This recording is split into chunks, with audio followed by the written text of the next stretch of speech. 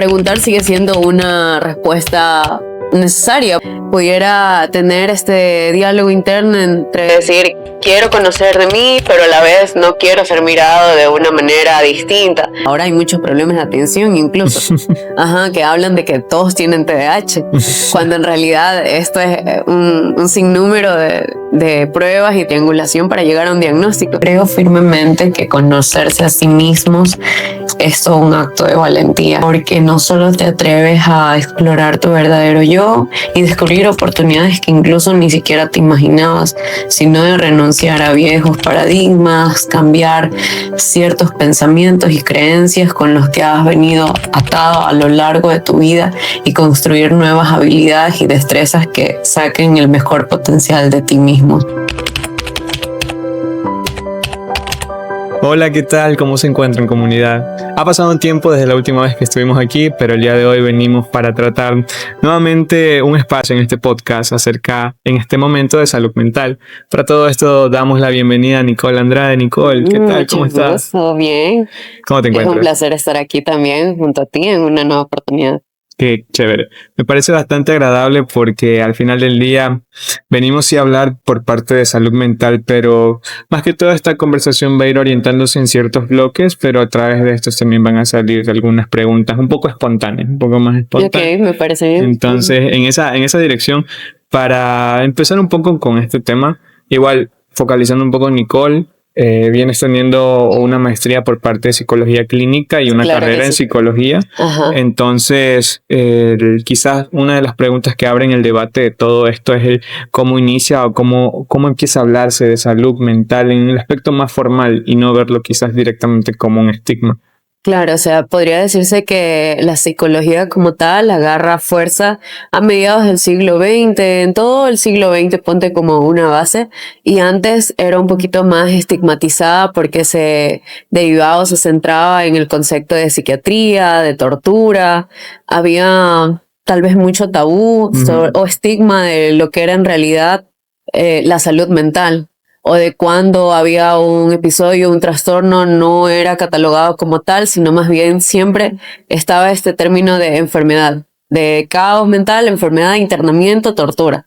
Y luego, a partir de como este periodo, es que agarra más fuerza el sentido de tomar en sí la salud mental como algo que existía desde varias corrientes. De hecho, existió el psicoanálisis, luego cognitivo-conductual, psicodinámico, que es una mirada más actual, sistémico, entre otras, muchos más enfoques y ramas de la psicología que se pudo volver más amplia, y a su vez pues también tener este tipo de concepto de salud mental un poco más valioso, ¿no? Ahora en la actualidad, y construirse poco a poco, que no ha sido fácil, pero ahora incluso podría decirte que a partir de pues eventos importantes como el terremoto agarramos fuerza. Okay. Entonces, en la actualidad, en este siglo XXI, sí te puedo decir que nos enfrentamos a varios retos, pero no es lo mismo de siglos anteriores y hemos avanzado.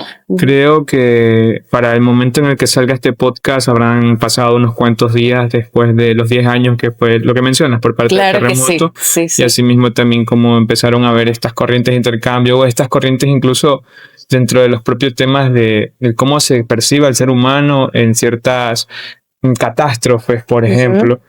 Incluso una de las bases importantes también viene siendo lo que es la filosofía, el existencialismo, varias corrientes que poco a poco pues van tomando forma también. Por eso antes y actualmente, hace poco en nuestro país existió un debate en el hecho de dónde considerar a psicología, si entre las ramas de ciencias sociales por sus orígenes también o desde la parte de salud.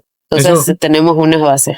Eso entra también bastante en el bloque que estamos conversando, porque igual eso a nivel nacional también cómo se focaliza, pero quizás en un aspecto en Latinoamérica crees que estamos llevándolo en un sentido bastante regular o bastante normal, a diferencia quizás de contextos europeos o contextos de otros continentes. Sí, no, o sea, hemos avanzado, pero yo siento que al menos en Latinoamérica, en este contexto, todavía nos quedan muchos desafíos. Si bien es cierto, ya hay más valoración, sobre todo académica, hay más validación y aceptación de parte de la población en general, de que quiere saber qué tiene o cómo abordar ciertos temas de sí mismo. pero también desde la academia, empezando un poquito allí, uno de los retos más grandes es como comprender qué es lo que nos pasa y transgredir esta línea de qué es rígido y la falta de práctica. Entonces, esa ambivalencia que existe, pues sí, yo lo considero que es uno de los retos actuales de cómo interpretar lo que nosotros podemos aprender desde la academia, hablándote como la formación para estos profesionales, porque muchas veces tenemos las bases, pero no tenemos la práctica necesaria. Desde mi opinión personal, yo te puedo decir que he aprendido en el campo profesional muchísimo más, que las bases académicas sí me han servido, pero la práctica sí siento que es un reto aún. Y pues el resto del campo de psicología, para la audiencia en general, siento que aún existe estigma, siento que faltan los espacios, no solamente para espacio terapéutico, psicoterapia, orientación, talleres, tal vez se me ocurre un poco más de apoyo municipal y todas estas redes de apoyo que incluso pueden ser compartidas, no solamente desde un espacio psicoterapéutico, sino también llevándolo más a cabo a espacios de libre acceso, donde podemos hablar y divulgar salud mental. Ujú. Ujú.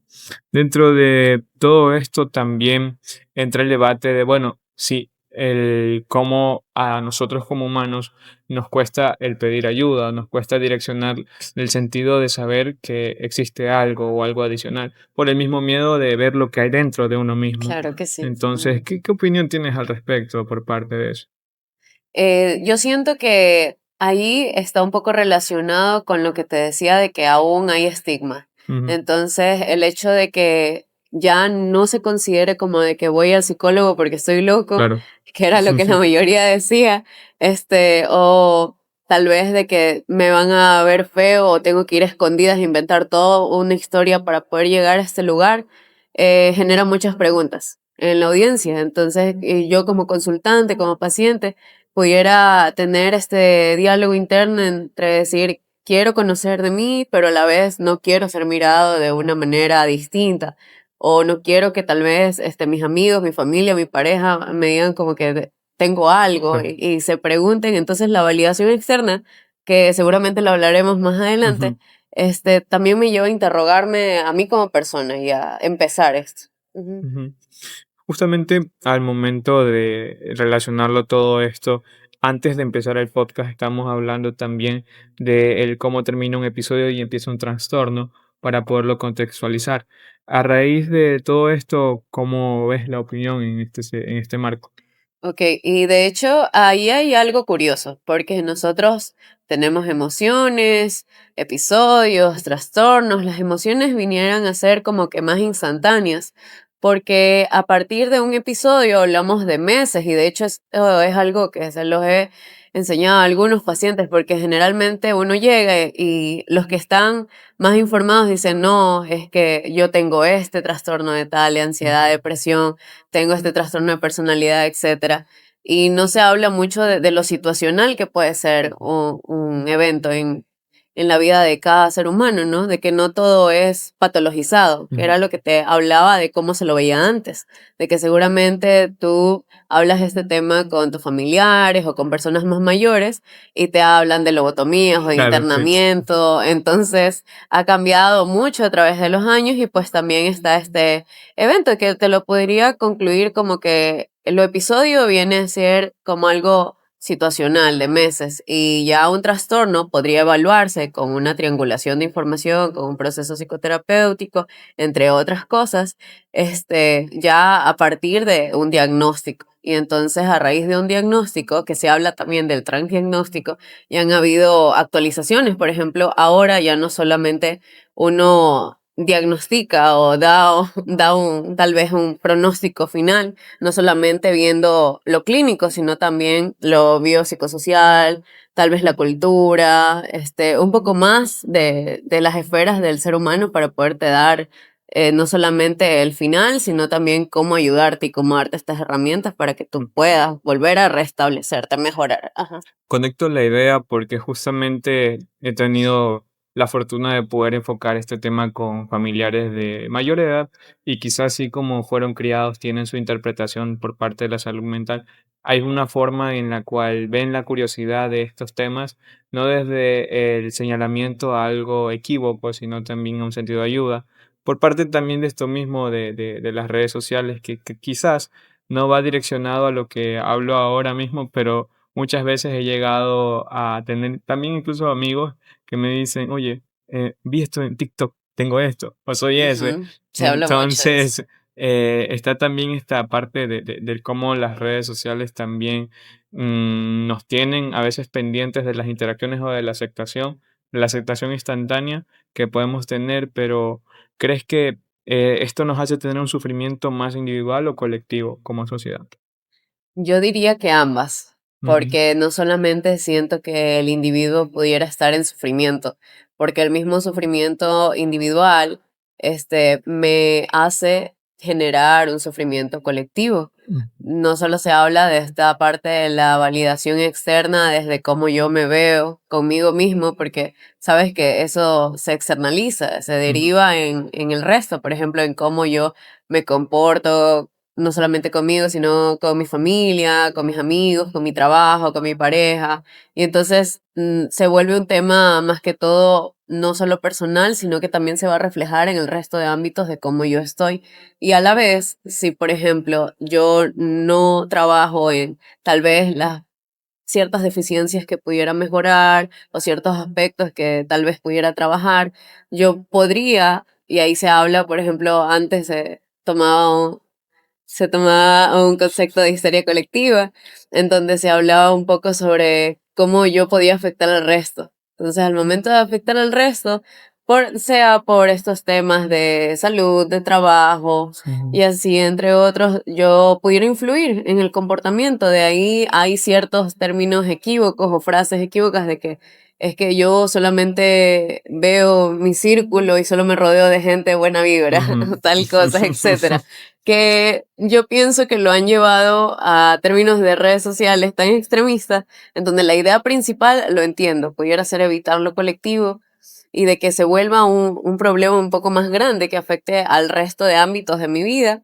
pero de que también no se puede llevar esta terminología, de decir, no, es porque esa persona vibra abajo, así, sí, sí. Entonces yo te pudiera decir que sí afecta a ambos. Ujú. Ajá.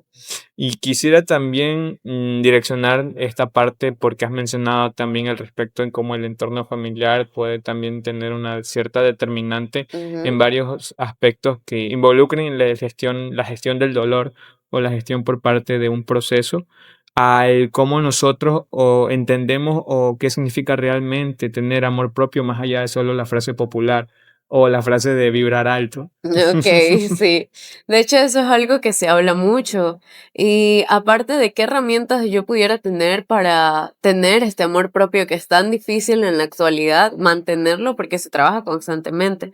Te pudiera decir que uno podría trabajar bastante en su autoconcepto, en descubrir quién es, en qué herramientas puedo utilizar como persona, en tal vez qué puedo dar a los demás sin abandonarme a mí mismo, en trabajar en mí básicamente, no solamente desde mi autoestima, sino desde mis habilidades personales, desde lo que yo puedo aportar a los demás y desde tal vez incluso en mis fallas, en qué estoy fallando, en qué puedo mejorar, Ujú, en qué pensamientos o qué patrones puedo romper y no quedarme en esto de que yo soy así porque me pasó esto o aquello, sino en qué puedo hacer para mejorar esta parte. Se habla de mejorar, a mí me gusta mucho ese ujú. término. Ujú. Coincidí en algún momento junto a alguien que mencionaba esto mismo del tema de cuando uno se etiqueta a partir de su diagnóstico, en el sentido de quizás si yo me considero una persona con afecto evitativo, el respaldar mis conductas hacia el yo soy así porque tengo esto. Ujú. Y bajo ese comentario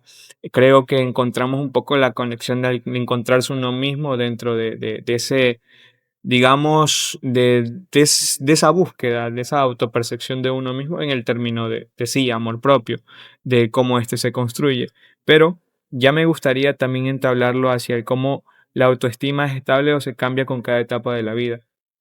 Yo pienso que se cambia con cada etapa de la vida. Ok. Ajá, de que no es un proceso constante. E incluso algo que también le sucede bastante a mis pacientes de manera muy general es que algunos se pueden sentir retados al decir, es que yo ya trabajé X o Y cosas Ujú, y me pasa algo, que me toca un trauma o que me toca una vivencia temporal muy fuerte y yo aparentemente me tumbo del todo, pero ahí es donde uno entra y trata de salvar este tipo de pensamientos o reestructurarlo y decir así, como no estabas en el mismo lugar que estabas hace un año o hace meses, porque allí se le hace énfasis en reconocer como todo el proceso que ha trabajado, en todas las habilidades nuevas que ahora tiene, que de eso te hablaba, de amor ujú, propio, de autoestima, de ver cómo se desenvuelven los espacios de nuevo, cómo se reestructura y cómo aborda incluso el dolor. ujú. Entonces, yo podría decirte que este tipo de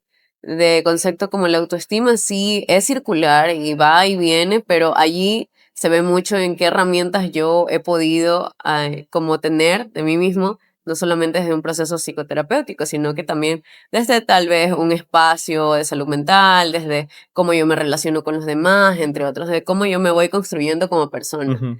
Y voy agarrando esas pequeñas cosas de mi medio que yo absorbo como persona y luego puedo ser alguien mejor. Ajá. Justamente hace algún tiempito llegué a leer por parte de un creador bastante conocido llamado Farik Diek, que él Ok. mencionaba esto mismo de cómo muchas veces en esta búsqueda así de parte del conocimiento, de la percepción de todo lo que hemos aprendido, existe esto que puede ser la nostalgia a poder recordar esa parte y no querer seguir avanzando. Y mencionaba quizás también este término de la futuralgia, que es el, bueno, estar anhelando las cosas del futuro sin poder disfrutar por parte del proceso del presente, al punto de eso mismo, de no percibirse como un ser que aprende, sino como un ser que se estanca.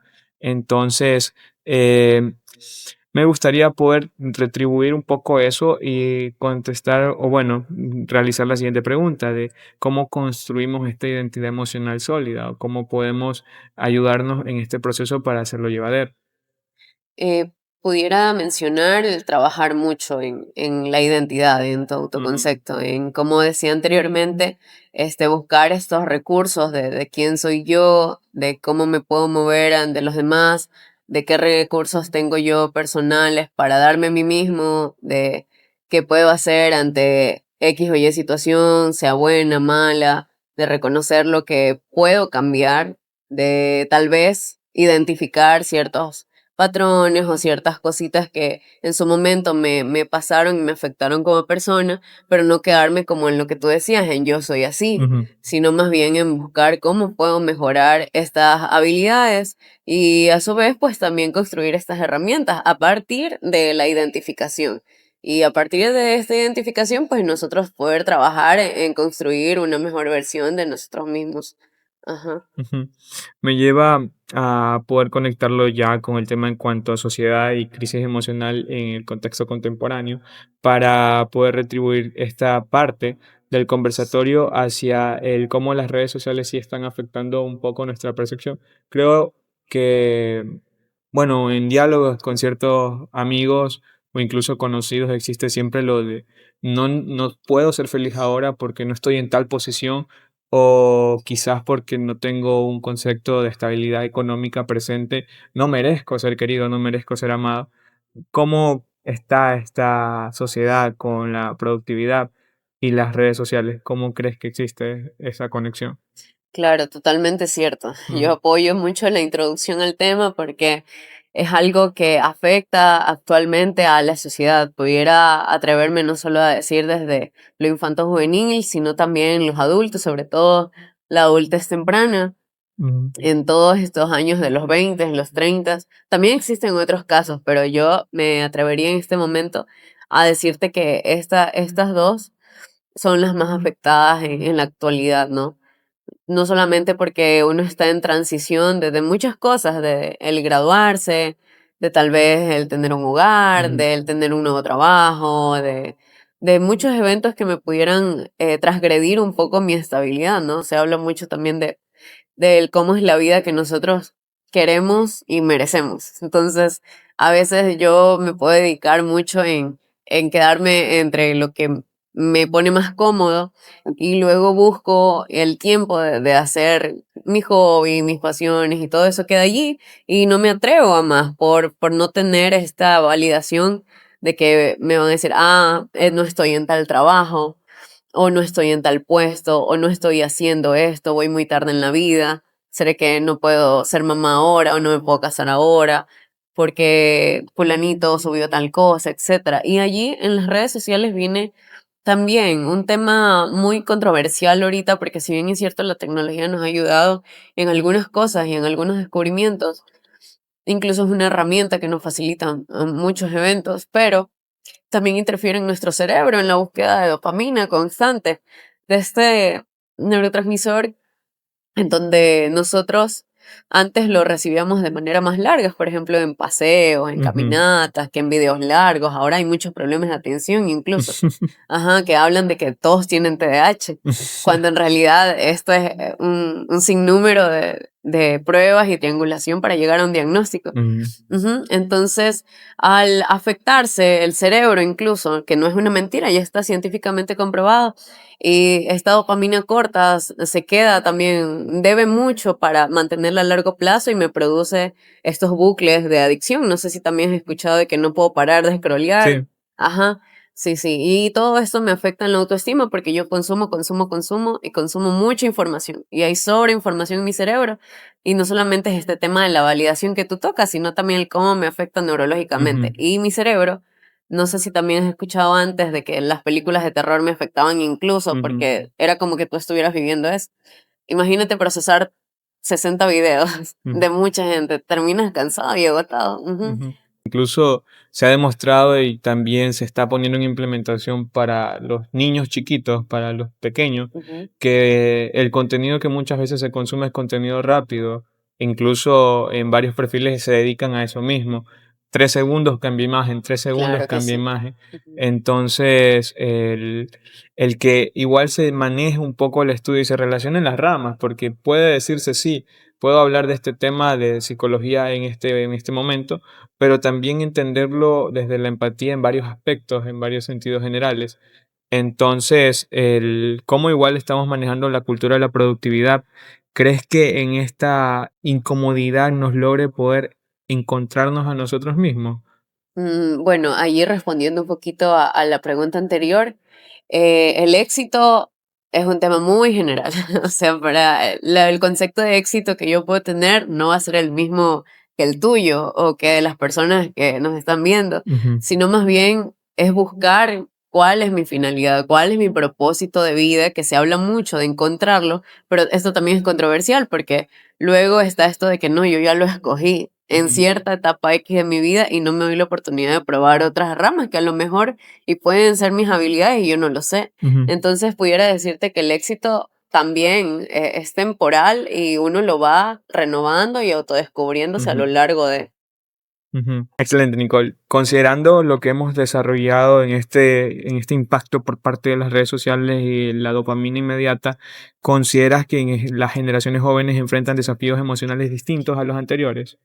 Por supuesto, ya no solamente hablamos del cumplir con estas etapas importantes o lo que debe ser según la edad, Ujú, sino también en el hecho de cómo yo quedo ni mucho ni poco, cómo doy esta imagen de búsqueda constante de aprobación, de proyectar tal vez lo que yo quiero ser, o se habla de la marca personal, de qué imagen quiero tener en redes sociales, entre otros, por ejemplo, la universidad, el trabajo, etcétera, y a la vez ser honestos con nosotros mismos y decir, ok, esto que estoy proyectando realmente soy yo. O sea, esta persona se va más para negociar y agradar al resto que a mí mismo. Y allí se pierde un poco de qué es nuestra imagen, o sea, del querer no solamente tener esta aprobación o este cariño de lo que hablabas también un poco de que si yo no estoy en cierta posición o haciendo X cosa, yo no soy merecedor o ujú, yo no, y te lo digo porque es un tema actual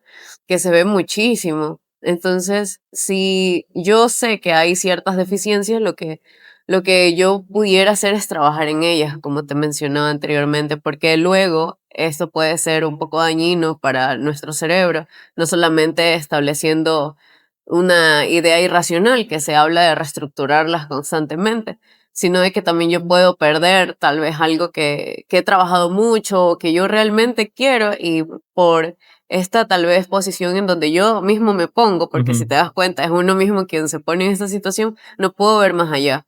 Por eso se habla también de esperar un poco y transitar la crisis, de decir, ok, no voy a tomar decisiones apresuradas, me voy a hacer X o Y cosa de plan, si yo sé que no estoy bien, no hago, hago y así, pero no me escucho sino hasta el día siguiente, ujú, pido opinión de las personas porque al final no es lo que los demás dicen, pero a veces apoyo un poco esta mirada, pero al final tú sacas tus conclusiones desde tal vez un día más tranquilo o tal vez cuando ya haya pasado todas estas emociones. Ajá. ujú. Gustaría también tocar el tema de las relaciones, en este caso sentimentales, del Ujú, cómo nos lleva a nosotros elegir cierta determinada pareja o qué nos lleva a equivocarnos en esta elección y siempre, no sé, existe esto de, ay no, me equivoqué o otra vez repetí cierto patrón. ujú. Ese es un tema amplio también, pero lo que te pudiera decir ahora es que el hecho de escoger cierto patrón y de equivocarse o acertar es algo que se va trabajando a lo largo del tiempo también. Con o sin terapia psicológica, tú te vas dando cuenta de ciertos aspectos que a lo mejor o está fallando, puedes mejorar, de que a lo mejor también incluso esos mismos desaciertos de antes pudieran ser influidos por la mirada externa de amigos, familia, posición económica, etcétera. Y allí tú vas identificando un sinnúmero de cosas que acertaste o erraste en su momento, pero también hay otra dirección de cuando es un problema, de que a lo mejor yo puedo tener, ok, este listado interno que te hace, que dices, ah, mira, fallé, acepté en esto, a lo mejor yo escojo personas por eso o por eso, pero cuando es un problema, cuando comienzan abusos muy fuertes, cuando te traicionas a ti mismo, cuando termina en una agresión física, psicológica, todo tipo de agresión, así sea mínima, no es algo que esté bien. Ujú, Entonces, allí para mí vendría a ser un problema, pero yo no me pudiera quedar aquí tampoco. ujú, A veces, lastimosamente, se debe hacer porque no hay mucho acceso, como te mencionaba, en la salud mental siempre. Pero lo que yo puedo hacer, si estoy desde el privilegio de es reconocerlo, ir a terapia psicológica y a la vez trabajar en estas deficiencias o patrones que yo tuve en cierto momento, que se habla en historial familiar, y luego trabajar en un diagnóstico ya fundamentado donde se da dirección si es un proceso psicoterapéutico más largo, con otros objetivos, ujú. etcétera, que es personalizado. En consideración a lo que hemos venido desarrollando por parte también de amor propio, amor entre parejas y tal, ¿cuál consideras que podría ser ya en un entorno personal alguna de las enseñanzas que te ha podido ayudar en estas facetas de cambio, en estas facetas, o algún consejo que quizás puedas podernos proporcionar en esos momentos difíciles de transición o de cambio? Tal vez no desesperarse, Ujú, a afrontar la situación y trabajar, te pudiera decir trabajar, no confiar, porque generalmente si te pones a ver hay muchos videos, incluso en la última década, ujú, de decir, ok, mejora tal cosa, ujú. o no permitas violencia, o sé positivo, que se habla mucho de esta positividad tóxica también, sino transitar en abordarlo mejor. Tal vez buscar la manera de que si no hay tanto acceso al privilegio, porque te digo que es un Ujú, privilegio de trabajar en mi salud mental desde un proceso psicoterapéutico, tal vez buscar orientación psicológica, que es otro de los servicios que también hacemos, talleres psicoeducativos, fomentar estos espacios en donde hayan profesionales para un acceso tal vez de menor costo, gratuito, buscar esta dirección, ¿no? Desde donde yo me lo puedo permitir, incluso desde la psicoeducación también, que hay mucha sobreinformación, pero también hay artículos muy buenos. ujú. Entonces, lo que yo pudiera hacer un llamado es a trabajar desde las herramientas que se tienen en transitar. Ujú. no en decirte que mejores o de que seas positivo, así, sino que en trabajar todo este tipo de cambios y transiciones que me hablas a mí, sea desde el dolor o sea desde muchos cambios desde tu vida personal, sino en buscar círculos de apoyo que también me sostengan en ese momento que tal vez sea muy difícil para mí, como te decía, yo no lo vea desde el modo objetivo de que tal vez fulanito lo puede ver y me puede sostener en ese momento. Entonces, aparte de la recursividad, círculos de apoyo y la búsqueda constante de transitar este dolor o lo que sea que esté transitando para tener desde el privilegio que yo pueda acceder, mejorar y herramientas, habilidades y Ujú. procesos, etcétera. Ujú, Ok. El desarrollo también con el enfoque profesional que le hemos venido dando a la charla, ujú. se me hace bastante curioso porque antes de todo esto igual también mencionabas que se divide también el enfoque cognitivo-conductual y otros cuantos enfoques más. Pero, ¿qué nos pudieras decir que existe en diferenciación de estos de aquí? ¿Cuál sería la diferenciación que nos pudiese determinar cuál corriente poder seguir en base a nuestro proceso? Claro, yo siento que eso también es un tema amplio, pero pudiera decirte que ya vendría a ser respecto a los casos que se presenten y que uno escoja como consultante. Te pudiera mencionar que, por ejemplo, la terapia sistémica ayuda mucho a las familias, a Ujú, cómo yo abordo tal vez un caso en donde haya una familia con creencias que se pudieran mejorar, con tal vez un mal manejo de roles, etcétera, ¿no? De cómo yo llevo esta dinámica familiar y tal vez se le pudiera mejorar desde ciertos aspectos. Ujú. El psicoanálisis, que también es grandemente un debate, pudiera mencionarlo, a mí me parece importante para cuestiones de criminalística, de buscar incluso nosotros un pasado de las personas, ¿no? El ahondar un poco más en procesos de abusos, en procesos de todo lo criminalístico, jurídico, me parece full importante en esos aspectos, ¿no? No metiéndome mucho y ujú, respetándola también, porque es una claro. corriente importante aún. Y, por ejemplo, el cognitivo conductual te pudiera decir que no solamente se limita en conductas, que el conductismo lo realiza, también respetándolo totalmente, sino también en este cognitivo conductual vemos los pensamientos, aparte de cómo uno se comporta, sino de ver qué es lo que tal vez está limitante o irracional e irlo trabajando poco a poco. Se habla no solamente de quedarme en tu historia, sino también en reconocer como mis aciertos, mis fallos, aparte del diagnóstico y cada tratamiento es personalizado y buscar cómo mejorar ese tipo de cosas que yo voy encontrando y ese tipo de pensamientos.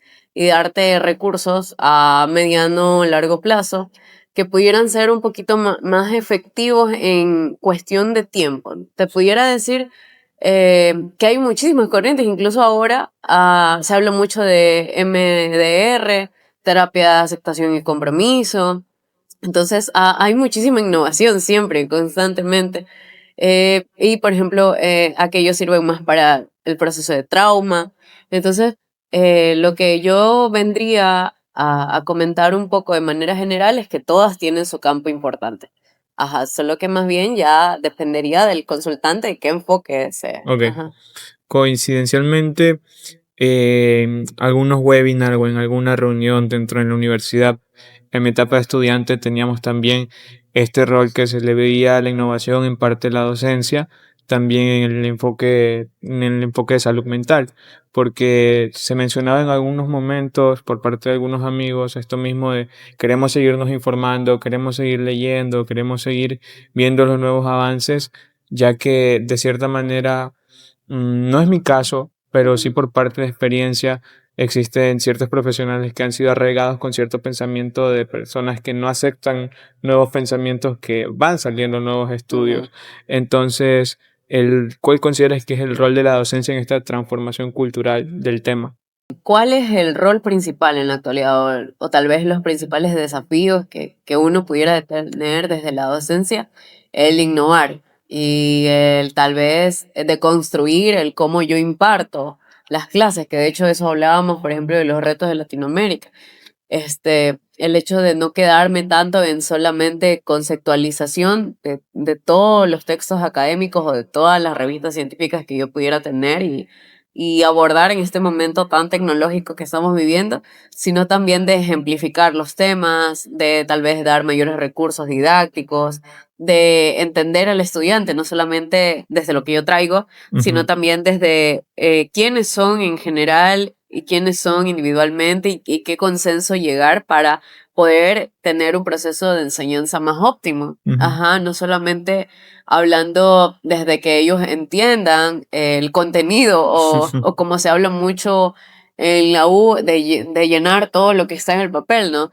Sino también de buscar la manera de cómo enseñar y de construir un poco estas tareas clásicas o esta manera del cómo uno califica, ¿no? Sino más bien de que le interese cómo yo llevo más allá de esos conceptos para que se le queden y poderlos aplicar en la vida profesional. Ujú. Ujú, Hablábamos también en la parte profesional de tus estudios en ujú, maestría, de tus estudios en psicología clínica. sí. Quizás nos puedes contar un poco de la parte más humana o sensitiva que aprendiste en esa etapa en la cual fuiste cursando tus estudios. Ok, dentro de la parte más humana que pudiera estar en lo de mi maestría, yo pienso que es la sensibilización.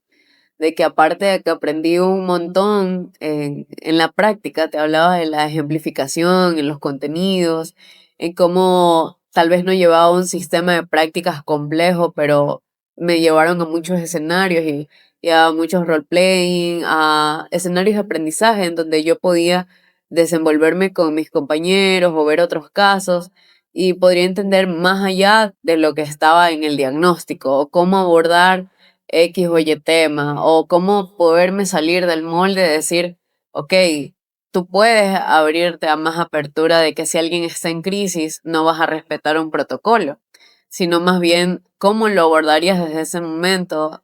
Si por romper X o Y cosa no vas a poder tener un mayor acercamiento hacia alguien, que eso es todo un tema controversial en la actualidad también. Sin embargo, tuve la dicha de poder tener maestros que pensaran con esta mentalidad, ¿no? Y profesionales, porque ellos también se Ujú. desempeñan desde muchos campos también. Entonces yo pienso que la parte más enriquecedora desde lo humano es que tuve varios conceptos, desde varios enfoques, y me ejemplificaron y me pusieron a practicar de la manera correcta. Ajá. Al igual que en pregrado también tuve maestros que aún en la actualidad en mi campo profesional y ahora académico, pues también me los llevo y son ejemplos.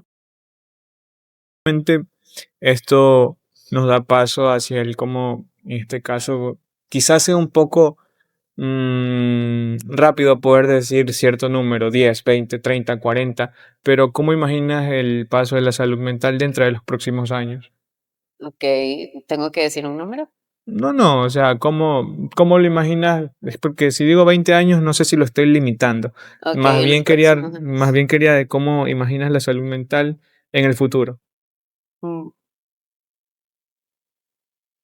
Yo pienso que ahora hemos dado pasos importantes en la salud mental por eventos que hemos vivido, que nos han metido en todo esto de la transgresión del trauma desde muchos aspectos, ¿no? Ujú, Entonces, ahora se pudiera dar paso a nuevas innovaciones de lo que vendría a ser la construcción de la importancia hacia la salud mental, porque si nosotros no estamos bien desde nosotros mismos, eso se va a reflejar en el resto de campos, incluso en la salud física, en cómo yo estoy, pudiera desenvolver mayores avances y descubrimientos que de hecho ahora se los está realizando, de que algunos tipos de cánceres incluso inician en cómo yo, incluso trastornos inmunes, de cómo yo estoy mentalmente. Entonces, ahora yo siento que da más importancia por la evidencia científica que está habiendo,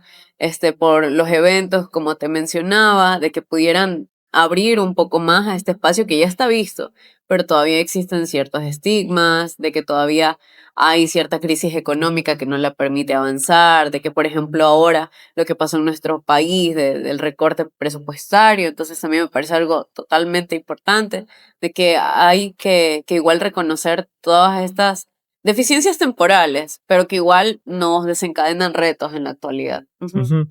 Justamente, como estábamos hablando así por parte del futuro, creo que hay un tema que a algunos les puede parecer curioso, que es el paso de cómo la inteligencia artificial también la hemos tenido alrededor de este tiempo. Pero ¿crees que la inteligencia artificial podría formar parte del acompañamiento emocional? Pudiera darte herramientas. Ujú, Ajá. La inteligencia artificial no nos viene a reemplazar porque se habla mucho de esto. mm, Pero, por ejemplo, allí hay un debate amplio entre que nos hace nuestro trabajo ujú, o que pudiéramos ser reemplazados, como te mencionaba, pero la parte humana que tienes en una sesión o en un abordaje terapéutico no te lo quita. ujú, Entonces no es lo mismo ponerme a conversar con una IA de cualquier preferencia en el hecho de que aún le falta el toque de las emociones, ¿no? De cómo nosotros afrontamos X o Y situación, el cómo nosotros te contenemos en ese momento, las herramientas que te dan a partir de cuando estás desbordado, ujú, qué hacer y qué no hacer, porque te menciono que actualmente se habla mucho de transgredir estas creencias limitantes de antes, incluso de cómo se impartía, del reglamento que nosotros ujú, teníamos, así. Entonces, todo este tipo de protocolos que han sido modificados no te lo va a dar del todo una guía porque no es una persona que está aún. Entonces yo pudiera decirte que hasta nosotros como profesionales nos pudiera dar herramientas, facilidad, pero igual va de lado acompañado de lo académico y de ustedes como pues consultantes y así también pudiera dar cierta orientación ujú, desde conceptualización o tal vez, como te mencionaba, los trastornos o lo que yo estoy sintiendo, una explicación corta, pero a largo plazo pudiera ser redundante o pudiera no contribuir con lo que yo necesito para abordar X o Y tema. ¿Cómo necesitar? Porque alguien puede tener un proceso de un año, otros pueden tener un proceso de 6 meses, entonces todos los seres humanos somos diferentes y la terapia es personalizada. Ujú. ujú. Justamente para dar un poco el cierre. Bueno, decimos cierre, sí, pero hemos aprovechado mucho el tema de la conversación y agradecemos sí, por parte de la presencia, Muchas Nicole. gracias. Pero para dar un paso también a estas últimas preguntas o a estos últimos pensamientos, creo que hay algo que muchas veces existe dentro del ser humano y a veces es el qué tengo que decir o el cómo puedo decir algo a alguien que está pasando en un mal momento. Considerando un poco esa la premisa, ¿qué se le puede ayudar o qué sería lo más necesario para alguien que sienta miedo al poder apoyar a alguien o al cómo poder apoyar a alguien que esté en sentimientos de dolor? Preguntar, sobre todo, porque a veces hay muchos problemas de comunicación, incluso de lo que me preguntaba sobre las parejas y las amistades y así, por el mismo hecho de no preguntar o de dar a conocer, de que yo a veces me guardo X o Y cosa y no digo, ¿sabes qué? No me gustó esto, o me gusta esto, o solo quiero decirte que no me parece esto o aquello. Son pequeñas cosas que te pueden direccionar hacia las respuestas que tú quieres escuchar, porque la otra persona a lo mejor no puede estar sabiendo eso. Ujú, Ajá. Entonces, al desconocimiento, al igual que cómo abordar algo que obviamente pues no son terapeutas en ese momento, pero son un círculo de apoyo que como te mencioné es súper importante. eh, Preguntar sigue siendo una respuesta necesaria porque a veces solamente quieres estar acompañado, a veces solamente quieres que alguien te dé la validación sobre lo que te está diciendo o una opinión sincera desde el estoy o no de acuerdo en esta situación, etcétera. Entonces, eso pudiera responder a tu pregunta. ha sido fascinante, Nicole, todo lo que hemos podido desarrollar, hablar y asimismo también esperamos poder tener un conversatorio a futuro porque es considerablemente importante poder analizar varias perspectivas en varios campos y considero que la salud mental viene abordándose también con más racionalidad al contexto actual. Entonces, como parte ya de la finalización de este segmento, quizás, no sé si quieras dirigirte a la comunidad y poder decirnos un mensaje al respecto de lo que hemos hablado en cuanto a salud mental o algo en particular que quieras mencionar. Ujú. Yo pues les pudiera decir que aparte de toda esta sesión, quedarse con lo que puede ser recursivo, ¿no? El hecho de ver y verificar la importancia de la salud mental en la actualidad, los espacios que aún podrían ser retadores, las oportunidades que tenemos en la actualidad, de aprovechar lo que esté a nuestro alcance, ¿no? De que es un privilegio aún, pero si nosotros tenemos la oportunidad de acceder desde cierto modo, desde medir hasta dónde pudiéramos probar para acceder pues este beneficio, yo sí los animaría a crear más espacios, a tener la apertura, a hacer un proceso psicológico, a tener mayor conexión con estas redes de apoyo. Entonces, sí sería algo importante, sobre todo si nosotros queremos mejorar como personas, ¿no? Y con nuestro medio. Entonces, pudiera mencionar aquello como importante. Ujú. Ujú. De acuerdo, Nicole. Con todo gusto podemos decir que, bueno, hemos finalizado este capítulo, pero nuevamente comunidad, esperamos poderlo sintonizar en nuevos episodios y hasta pronto. Cuídense, pasen bien. Bye. Ah, no era ya.